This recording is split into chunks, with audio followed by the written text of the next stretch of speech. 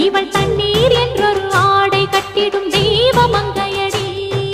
தையம் தீயம் தக்கு தீயம் தக்கு தையம் தீயம் தக்கு தீயம் தக்கு தையம் தீயம் தக்கு தீயம் தக்கு தையம்